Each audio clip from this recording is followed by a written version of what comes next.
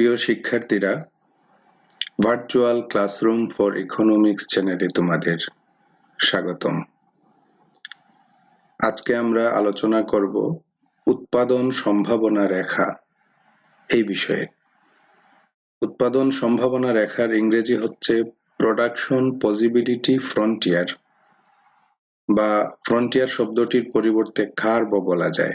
আমরা বলতে পারি প্রোডাকশন পসিবিলিটি কার্ভ, তবে বহুল ব্যবহৃত শব্দ হচ্ছে ফ্রন্টিয়ার, অর্থাৎ উৎপাদন সম্ভাবনা রেখার ইংরেজি হচ্ছে প্রোডাকশন পসিবিলিটি ফ্রন্টিয়ার, সংক্ষেপে পিপিএফ।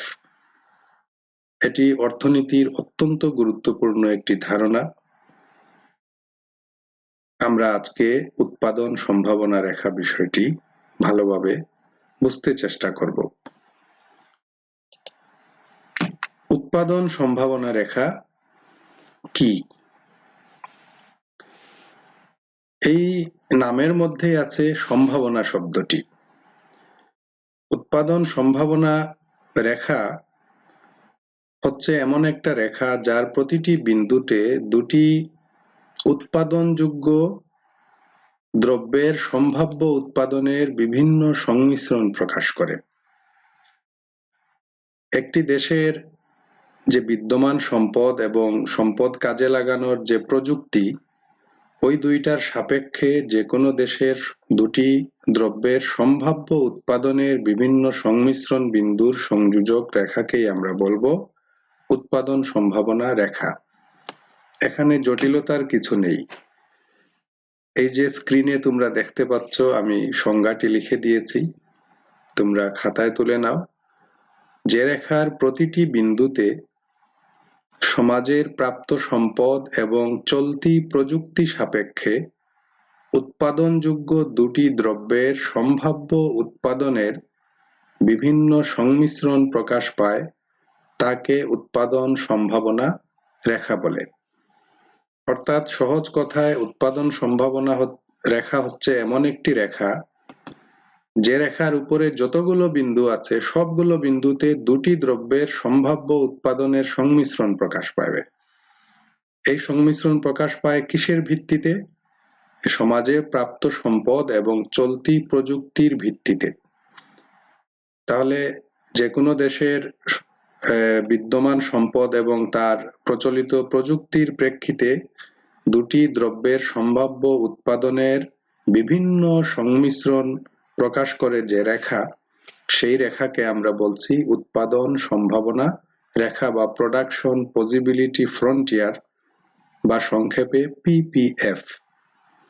এই যে উৎপাদন সম্ভাবনা রেখা, এই রেখাকে অর্জনযোগ্যতার সীমানা রেখাও বলা হয়। অর্জনযোগ্যতার সীমানা রেখা কেন? কারণ যে রেখাটি আমরা পরবর্তীতে আঁকবো, দেখবো সমাজের বিদ্যমান যাবতীয় সম্পদ চলতি প্রযুক্তির প্রেক্ষিতে ব্যবহার করে আমরা ওই রেখার উপরে পৌঁছতে পারি।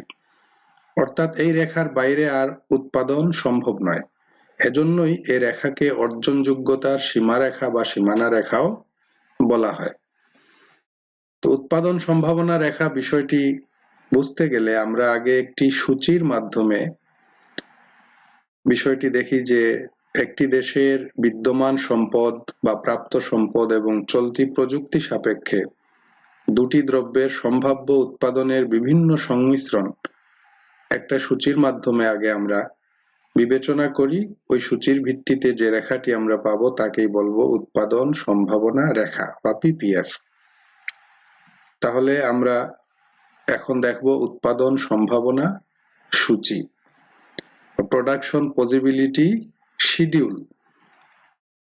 এই যে তোমাদের সামনে একটি সূচি দেয়া আছে, সূচিতে প্রথম কলামে দেখো সংমিশ্রণ, প্রথম কলামে আমরা ধরেছি, দ্বিতীয় কলামে এক্স দ্রব্যের উৎপাদন আর তৃতীয় কলামে ওয়াই দ্রব্যের উৎপাদন। উৎপাদন সম্ভাবনা রেখার সংজ্ঞায় বলা হয়েছে দুটি দ্রব্যের সম্ভাব্য উৎপাদনের বিভিন্ন সংমিশ্রণ প্রকাশ পায় যে রেখার প্রতিটি বিন্দুতে। সুতরাং আমাদের দ্রব্য দুইটা বিবেচনা করতে হবে। কিসের প্রেক্ষিতে? সমাজের প্রাপ্ত সম্পদ এবং চলতি প্রযুক্তির প্রেক্ষিতে। এখন এই যে একটা দেশ মনে করো এক্স দ্রব্য উৎপাদন করবে, ওয়াই দ্রব্য উৎপাদন করবে তার প্রাপ্ত সম্পদ এবং চলতি প্রযুক্তি দিয়ে। এখন দুইটা দ্রব্যের বিভিন্ন সংমিশ্রণ একটা দ্রব্যের উৎপাদন হ্রাস করবে, আরেকটা দ্রব্যের উৎপাদন বৃদ্ধি করবে। এইভাবে যদি বিভিন্ন সংমিশ্রণ তৈরি হয়, তাহলে যে সম্ভাবনা, একটা কাল্পনিক সম্ভাবনা আমরা এখানে উপস্থাপন করলাম, যে সম্ভাবনা দেখা দেয়, মনে করো এ একটা সংমিশ্রণ, এই সংমিশ্রণে এক্স দ্রব্যের উৎপাদন শূন্য, অর্থাৎ এক্স দ্রব্য উৎপাদন না করে আমরা যদি সমাজের যাবতীয় সম্পদ চলতি প্রযুক্তি সাপেক্ষে ওয়াই দ্রব্য উৎপাদনের কাজে লাগাই, তাহলে সর্বোচ্চ 12 একক উৎপাদন করা সম্ভব। এটা ওয়াই দ্রব্যের উৎপাদন, তখন এক্স দ্রব্যের উৎপাদন শূন্য। এখন আমরা মনে করলাম শুধু ওয়াই দ্রব্য দিয়ে তো একটা দেশ চলবে না, আমাদের এক্স দ্রব্যেরও প্রয়োজন। তখন এক্স দ্রব্যের যদি আমরা উৎপাদন করতে যাই, কিছু সম্পদ চলে আসবে এক্স দ্রব্য উৎপাদনের পিছনে। ওয়াই দ্রব্যের উৎপাদনে প্রথমে যে সম্পদ নিয়োজিত ছিল তা থেকে তার সম্পদ কিছুটা হ্রাস পাবে, তখন ওয়াই দ্রব্যের উৎপাদন কমবে আর এক্স দ্রব্যের উৎপাদন কিছুটা, মানে আমরা শুরু করব। তখন ধরো বি আর একটি সংমিশ্রণ, এই বি সংমিশ্রণে এক্স দ্রব্যের উৎপাদন আমরা প্রথমে এ সংমিশ্রণে দেখিয়েছি শূন্য, মানে এক্স দ্রব্যের উৎপাদন আমরা করিনি, তখন পেয়েছি ওয়াই দ্রব্যের 12 একক উৎপাদন। এখন যদি এক্স দ্রব্যের উৎপাদন শূন্য থেকে বৃদ্ধি করে মাত্র 1 একক আমরা উৎপাদন করতে যাই, তখন দেখা যাচ্ছে ওয়াই দ্রব্যের উৎপাদন হ্রাস পেয়ে 11 একক হয়। 12 একক ছিল এ সংমিশ্রণে, বি সংমিশ্রণে ওয়াই দ্রব্যের উৎপাদন 11 একক। আমরা বি সংমিশ্রণে কি করেছি, এক্স দ্রব্যের 1 একক উৎপাদন করেছি। এখন এক্স দ্রব্যের উৎপাদন যদি আমরা আরো বৃদ্ধি করি, ধরো সি সংমিশ্রণে দেখানো হচ্ছে এক্স দ্রব্যের উৎপাদন 2 একক, তখন ওয়াই দ্রব্যের উৎপাদন আরো হ্রাস পেয়ে 9 এককে নেমে আসে। ডি আর একটি সংমিশ্রণ তোমরা এই সূচিতে দেখো, এক্স দ্রব্যের উৎপাদন বৃদ্ধি করে আমরা যদি 3 এককে যাই, তাহলে ওয়াই দ্রব্যের উৎপাদন হ্রাস পেয়ে 6 এককে নেমে আসে। কেন? কারণ কিছু সম্পদ তো এক্স দ্রব্য উৎপাদনে নিয়োজিত হচ্ছে, ওয়াই দ্রব্যের পিছনে পূর্বে যে সম্পদ নিয়োজিত ছিল উৎপাদনে, তার থেকে ওয়াই দ্রব্য উৎপাদনের নিয়োজিত সম্পদ হ্রাস পাচ্ছে, এজন্য ওয়াই দ্রব্যের উৎপাদন কমছে আর এক্স দ্রব্যের উৎপাদন ধীরে ধীরে বাড়ছে, মানে সম্পদের স্থানান্তর হচ্ছে। এই হচ্ছে ডি সংমিশ্রণ, যেখানে এক্স দ্রব্যের উৎপাদন যদি আমরা 3 একক করি, তাহলে ওয়াই দ্রব্যের উৎপাদন করা যায় 6 একক। ই আর একটি সংমিশ্রণ দেখো, যদি এক্স দ্রব্যের উৎপাদন আরো 1 একক বৃদ্ধি করি, 4 এককে যাই, তাহলে ওয়াই দ্রব্যের উৎপাদন শূন্য হয়ে যায়। মানে হচ্ছে এক্স দ্রব্যের উৎপাদন যদি 4 একক করতে হয়, তাহলে যাবতীয় সম্পদ এক্স দ্রব্য উৎপাদনের পিছনে নিয়োজিত হয়, তখন ওয়াই দ্রব্য উৎপাদন করা সম্ভব হয় না। এখন এই যে এ এবং ই দুইটা সংমিশ্রণ, ভালো করে খেয়াল করো, এ একটা সংমিশ্রণ, এখানে এক্স দ্রব্যের উৎপাদন শূন্য, ওয়াই দ্রব্যের উৎপাদন 12 একক। ই যে সংমিশ্রণ, সেখানে এক্স দ্রব্যের উৎপাদন 4 একক, ওয়াই দ্রব্যের উৎপাদন শূন্য। এই দুইটা সম্ভাবনা, এটা কিন্তু উৎপাদন সম্ভাবনা সূচি, আমাদের এটা মাথায় রাখতে হবে, খেয়াল রাখতে হবে। এই সবগুলোই হচ্ছে সম্ভাবনা, এগুলো বাস্তবতা নয়। এখন এই যে এ এবং ই দুইটা সংমিশ্রণ, এই দুইটা সম্ভাবনা, এই দুইটা সম্ভাবনাকে বলা হয় চরম সম্ভাবনা। এ সম্ভাবনা কেন চরম? কারণ এখানে শুধুমাত্র ওয়াই দ্রব্য উৎপাদন করা হচ্ছে, এক্স দ্রব্যের উৎপাদন শূন্য। ই কেন চরম সম্ভাবনা? কারণ ই সংমিশ্রণে শুধুমাত্র এক্স দ্রব্য উৎপাদন করা হচ্ছে, যাবতীয় সম্পদ এক্স দ্রব্য উৎপাদনের পিছনে নিয়োগ করা হচ্ছে, ওয়াই দ্রব্যের উৎপাদন তখন শূন্য। বাস্তবে সমাজে বা যে কোনো দেশের এক্স এবং ওয়াই দুটি দ্রব্যই প্রয়োজন। তখন একটি সমাজ বা দেশ কি করবে? এই যে এ এবং ই দুইটা চরম সম্ভাবনা, এই দুইটা সম্ভাবনা এড়িয়ে গিয়ে বি সি ডি যে আরো তিনটি সম্ভাবনা আছে যেখানে এক্স এবং ওয়াই উভয় দ্রব্যই উৎপাদন করা সম্ভব, ওইসব সংমিশ্রণের দিকে ধাবিত হবে বা সিদ্ধান্ত বি বিন্দুতে উৎপাদনের সিদ্ধান্ত গ্রহণ করতে পারে, সি বিন্দুতে উৎপাদনের সিদ্ধান্ত গ্রহণ করতে পারে, ডি বিন্দুতে উৎপাদনের বা ডি সংমিশ্রণে উৎপাদনের সিদ্ধান্ত গ্রহণ করতে পারে, যেহেতু একটি সমাজের এক্স এবং ওয়াই দুটি দ্রব্যই প্রয়োজন। এখন এই যে উৎপাদন সম্ভাবনা সূচি, এই সূচিটাকে যদি আমরা একটি দুই অক্ষ বিশিষ্ট চতুর্থাঙ্কে আমরা স্থাপন করি তাহলে কি হয়? প্রত্যেকটা সংমিশ্রণ থেকে আমরা একটা করে বিন্দু পাবো, আর তখন ওই বিন্দুগুলো যোগ করে দিলে যে রেখা পাবো সেই রেখাকে বলা যাবে এটি হচ্ছে উৎপাদন সম্ভাবনা রেখা। তাহলে আমরা এখন উৎপাদন সম্ভাবনা রেখা অঙ্কন করব কিসের ভিত্তিতে? এই সূচির ভিত্তিতে। এই সূচিটা আমরা রেখা অঙ্কনের জন্য আমাদের তথ্যগুলো যেহেতু প্রয়োজন, আমি ডানের কোনায় রেখে দিলাম, আমাদের দেখতে সুবিধা হবে। আমরা দুই অক্ষ বিশিষ্ট একটা চতুর্থাঙ্ক আমাদের লাগবে, আমরা এই নিলাম দুই অক্ষ বিশিষ্ট একটা চতুর্থাঙ্ক এবং তার ভূমি অক্ষে ধরলাম আমরা এক্স দ্রব্যের উৎপাদন, লম্ব অক্ষে ধরলাম আমরা ওয়াই দ্রব্যের উৎপাদন। এখন দুই অক্ষের স্কেল নির্ধারণ করতে হবে।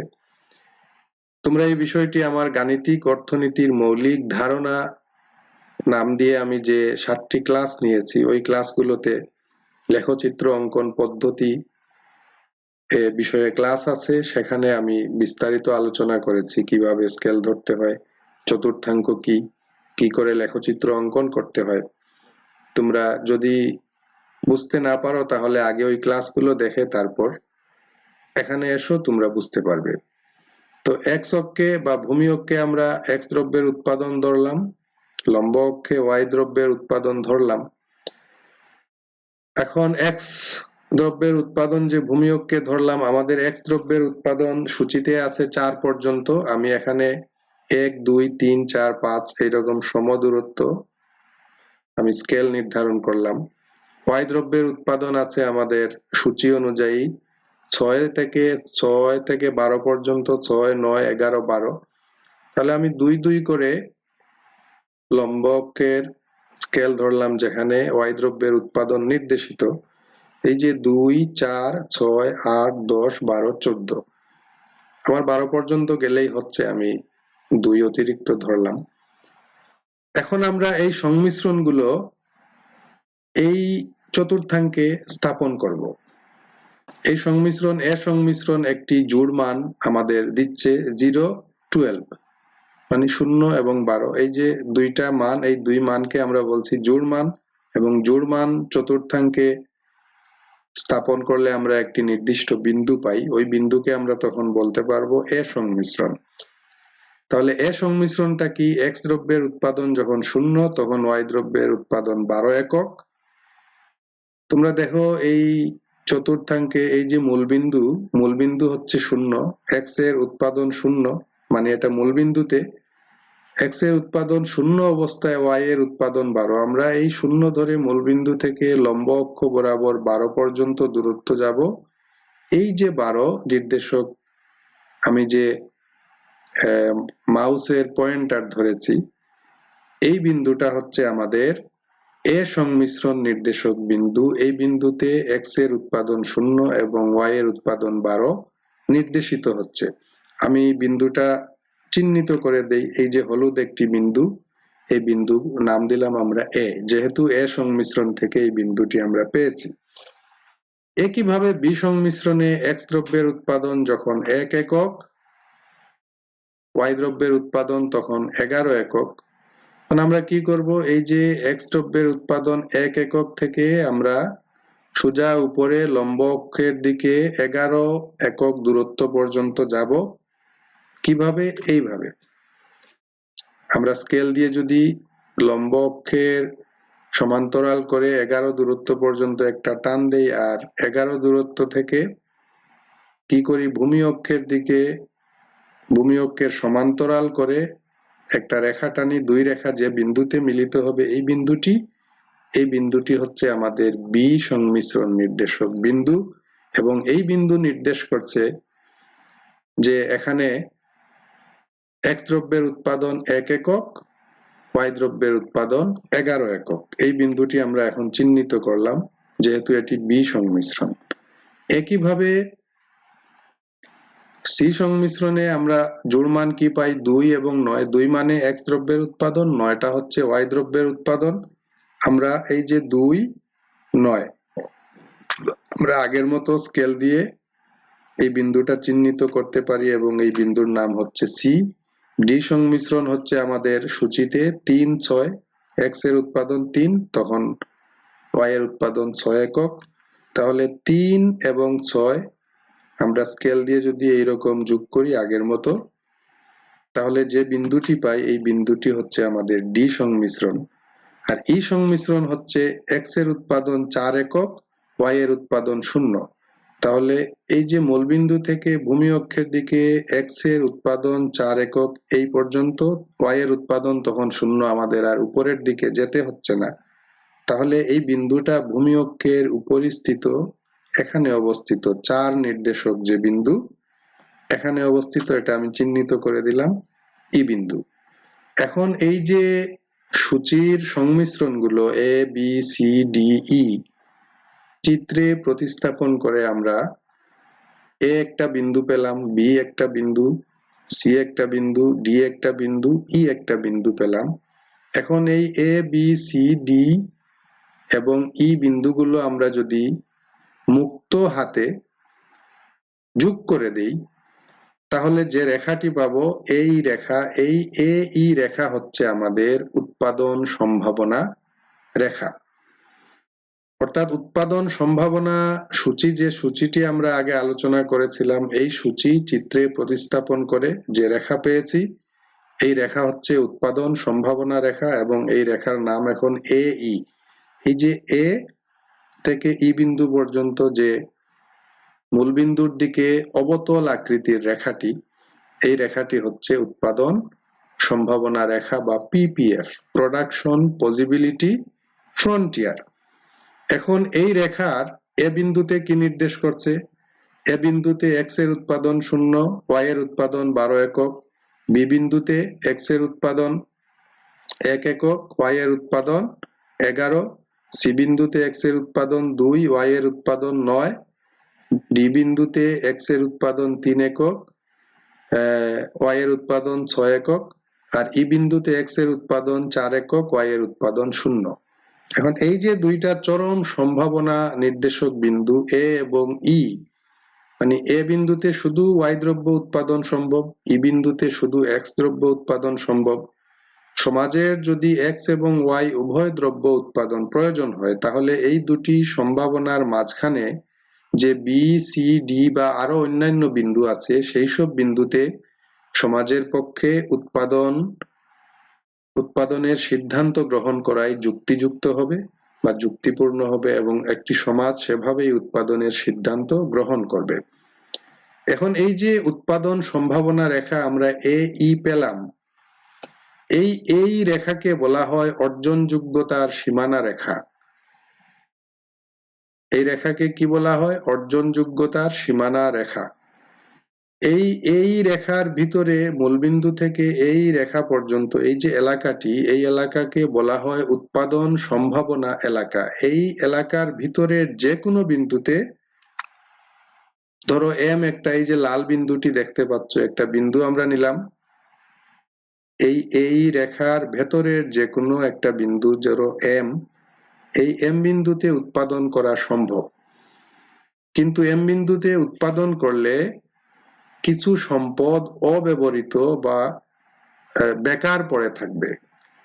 আমাদের সম্পদ সীমিত, অভাব অসীম। সীমিত সম্পদ দিয়ে আমরা এমনিতেই অসীম অভাব পূরণ করতে পারছি না। সুতরাং সম্পদ বেকার রেখে দেয়া বা অনিয়োগকৃত রেখে দেয়া কোনো সমাজের পক্ষেই কাম্য নয়। সুতরাং এম বিন্দুতে উৎপাদন করা সম্ভব হলেও একটি সমাজ এম বিন্দুতে উৎপাদন করবে না। এম বিন্দুতে উৎপাদন নির্বাচন করার অর্থ হচ্ছে ওই সমাজের উৎপাদনের দক্ষতার অভাব রয়েছে, মানে সম্পদ ব্যবহার করতে জানে না।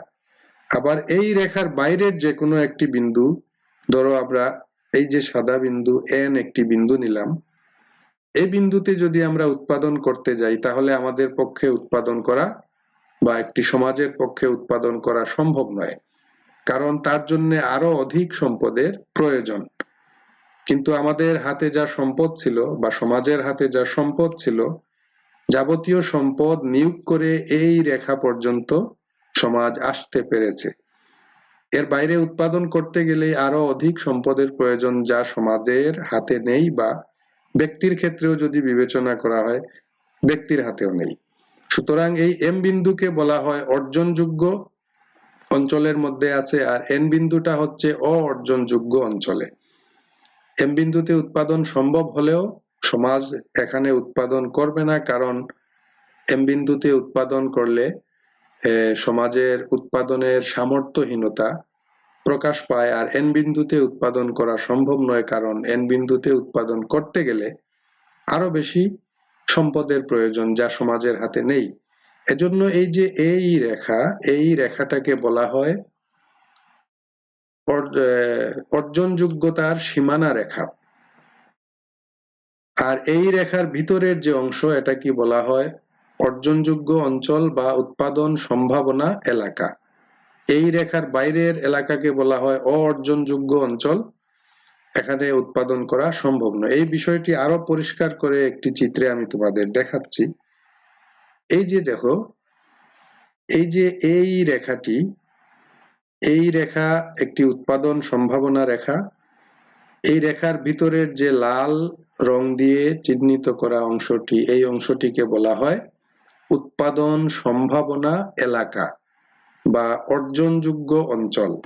আর এই লাল অংশের বাইরের যে অংশটা হচ্ছে অর্জনযোগ্য অঞ্চল, এর বাইরে উৎপাদন করা সম্ভব নয়।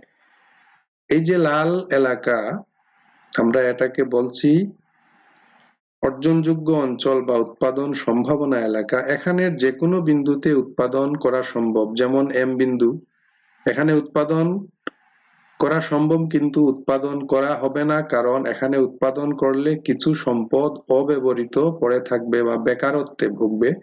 আর এর বাইরের যে কোনো বিন্দু যেমন এন বিন্দুতে উৎপাদন করা সম্ভব নয়, কারণ তার জন্য আরো অধিক মূলধনের প্রয়োজন বা আরো অধিক সম্পদের প্রয়োজন, যে সম্পদ সমাজের হাতে নেই।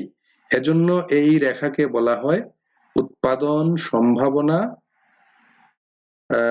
রেখা, এবং এটাকে অর্জনযোগ্যতার সীমানা রেখা বলা হয়। এখন এই যে তোমরা এই রেখা দেখতে পাচ্ছ, এই রেখাটি মূলবিন্দুর দিকে অবতল আকৃতির একটি রেখা।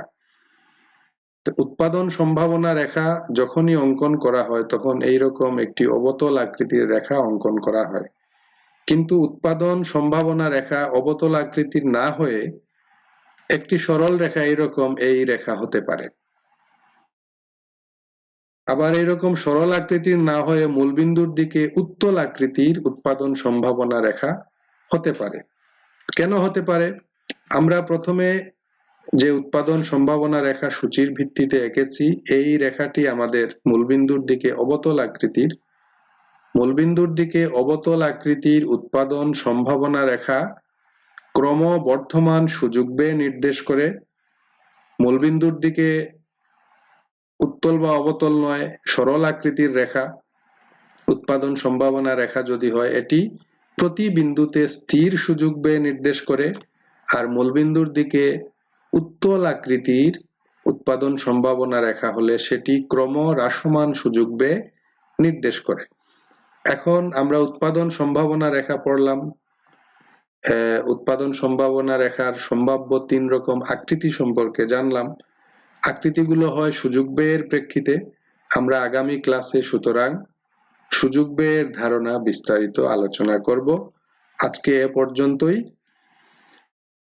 তোমাদের যদি ক্লাস ভালো লাগে বা বিন্দুমাত্র উপকৃত হয়ে থাকো, তাহলে এই যে ভার্চুয়াল ক্লাসরুম ফর ইকোনমিক্স চ্যানেলের লোগো দেখতে পাচ্ছ, এই নাম লিখে ইউটিউব এর সার্চ বক্সে সার্চ দিলেই এই লোগো সহ এই নামে একটি চ্যানেল আসবে। তোমরা চ্যানেলটি সাবস্ক্রাইব করো এবং চ্যানেলের প্লে লিস্টে গেলে সেখানে গাণিতিক অর্থনীতির মৌলিক ধারণা নিয়ে আলোচনা করা আছে। 7টি ক্লাস আমার এখন পর্যন্ত দেয়া আছে, সেগুলো দেখে তোমাদের প্রয়োজন মেটাও এবং চ্যানেলটি সাবস্ক্রাইব করো, বন্ধু বান্ধবকে আমন্ত্রণ করো, ক্লাসগুলো শেয়ার দাও, ভিডিওতে লাইক দাও এবং কমেন্টে তোমাদের মত জানাও।